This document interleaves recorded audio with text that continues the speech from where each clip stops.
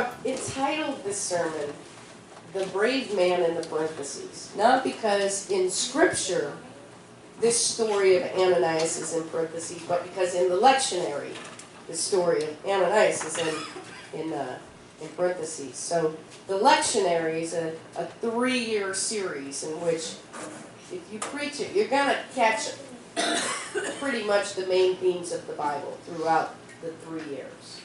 And so this is the Acts reading in the lectionary of this week. And the first part, Saul's conversion, is really the big part. And then parenthetically was the rest, the talking about Ananias. But I can't read Ananias and think it's a parenthetical thing. Because I read his story and I think about his story and I think, wow. If you think about it, and I'm just going to, let's backtrack. First part of the scripture was talking about Saul. It was talking about Saul's conversion, but if you just go back a little bit more, you will know that Saul lived a life of religious fervor. Sounds like the kind of guy you'd like, right? Except that his religion was telling him to persecute others. Except that his religion was telling him to kill the people of the way. Now, if you remember from last week, that's what they called the early church, was the way. And Saul was going to defend his faith at the ultimate price. And so you see from the time he was a youth, he was in it. He was holding the cloaks of those who killed the first Christian martyr, who was Stephen. Saul was there as a child holding the cloaks, holding their coats, saying, yeah, get him. Here's a big rock right here, take that. As they killed Stephen. And so Paul, his whole life was doing this, quote and unquote, ministry. Now, this is a poor comparison, but it's one that I think that we might be able to understand. If a few years back, he's been dead for a few years now, but if God said to you, hey, I've got Fred Phelps in a bed, blind, waiting for you to come minister to him. Of those of you who don't know who Fred Phelps is, he was the founder of the Westboro Baptist Church. And when you see the signs picketed at people's funerals who identify as LGBT+, you're going to see a lot of times his signs that says God hates, and the words that we just need not to say. If you see soldiers' funerals sometimes that are picketed, that talks about how our nation is going to hell, usually that all stems from Fred Phelps. And you see little kids, little 3-year-old kids on the side of the street with signs of words they shouldn't even know or say. And they're sitting there protesting. Imagine if you woke up and your vision was Fred Phelps is in bed. He's been struck blind. He's waiting for you to come say a prayer and bless him. Just imagine that. Now I say it's a crude comparison, because Fred Phelps, is, to my knowledge, at least, did not physically take the life of other people. Now, that's not to say I don't know that he was responsible for people taking their own lives or for people taking lives. I'll put that out there. But he didn't physically do it. He didn't say, my mission is to go kill you. He just believed God was going to do it and you were going to go straight to hell. Saul was feverishly hunting down people in this new church, saying they don't deserve to live, and it is my job to persecute them. Not to make them feel bad, not to make them cry, but to kill them. Enter Ananias. Enter this man who was part of the way, who was part of this new church, who gets a vision. Go see Saul. Now see, the first thing I see is Ananias was a pretty logical guy. He didn't have his head in the sand somewhere. He knew what he was being asked to do. You see it. He says, excuse me, God, do you know quite what, because I think there might be a misunderstanding here. Do you know what this guy does? It wasn't an accidental happenstance encounter. He didn't just like wander in and go, oh, wow, it's you.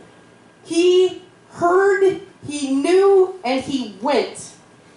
Now my question is, what kind of faith is it that causes someone to hear, to know, and to go anyway? That's why it can't possibly be a parenthetical scripture at this point. Because that's the faith I want. That's the kind of faith I want to walk in.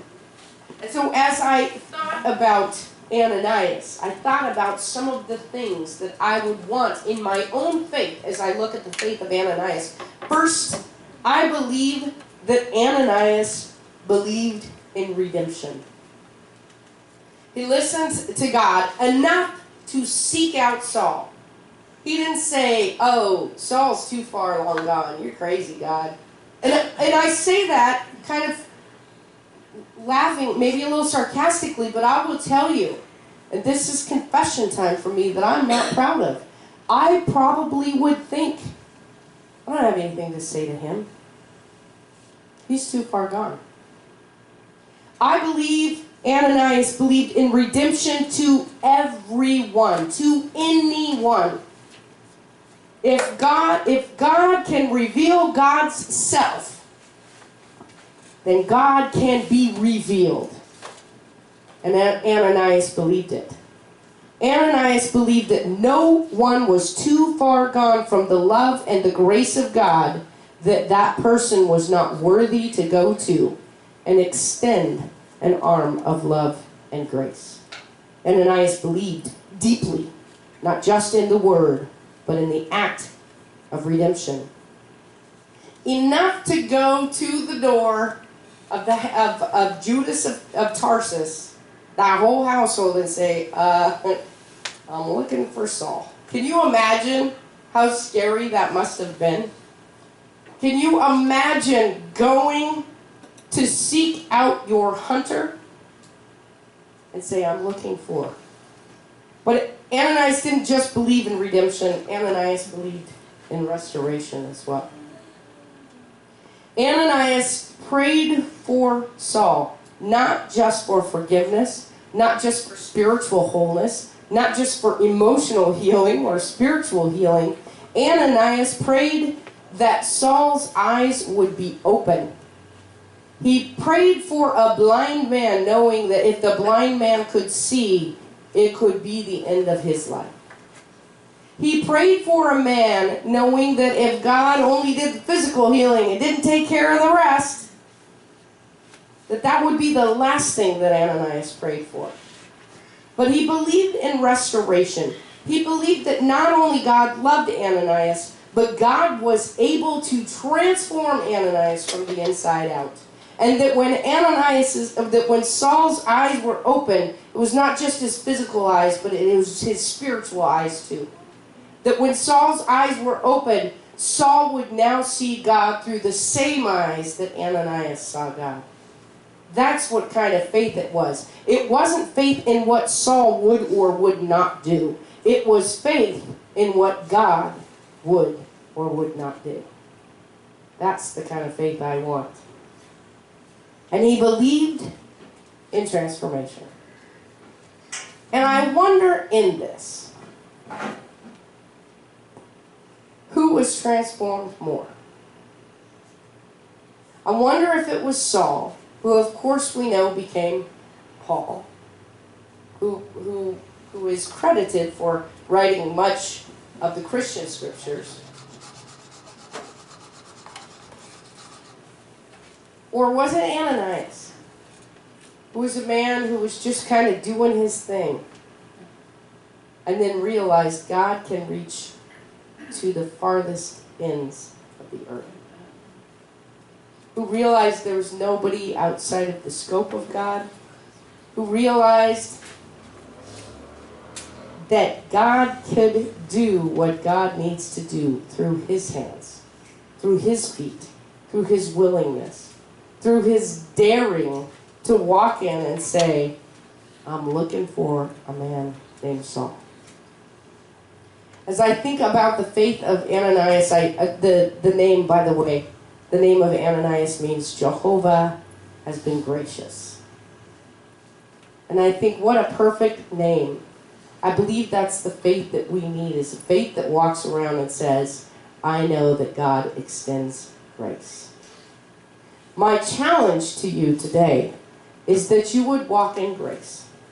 And that you would not just seek the people that you like or that believe like you believe or that like you. But that you would seek the people that God is putting in your life, in your path, or in your mind and heart. That you would look for those people to say, I believe in restoration. I believe in redemption. I believe in transformation. And so I'm here to extend the hand of God, because God is gracious. And then let God do the rest. Amen.